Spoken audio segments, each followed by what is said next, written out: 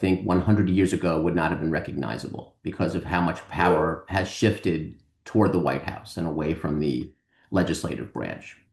And I think the Trump administration, particularly in the second term, has taken that trend and just amplified it, kind of put its foot on the gas. So when we see flurry of executive orders on day one, when we see Doge, right, and the scrubbing of the government using outsiders, using Elon Musk and his team to kind of grew government records, when we see the president removing heads of people from agencies like the Federal Trade Commission, despite the fact that the statute says he's not supposed to do that, or even more recently, removal of a Federal Reserve governor. I think the president is being aggressive.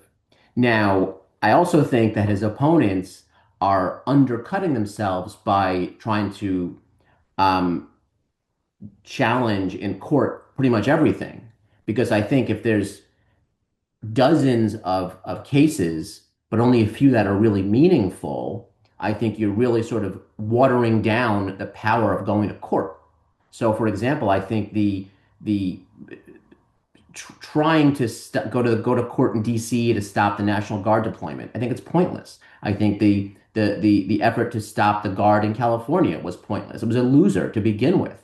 The fighting to stop Doge, the fighting to stop the president's access to federal records, those were all cases that you knew were going to lose. Even if maybe you got a receptive district judge, you know that by the time they got to the Supreme Court, they would get slapped down. Now, amongst those dozens of challenges were a few good ones. So, for example, this removal of a Federal Reserve governor the other day, um, Lisa Cook, or the removal of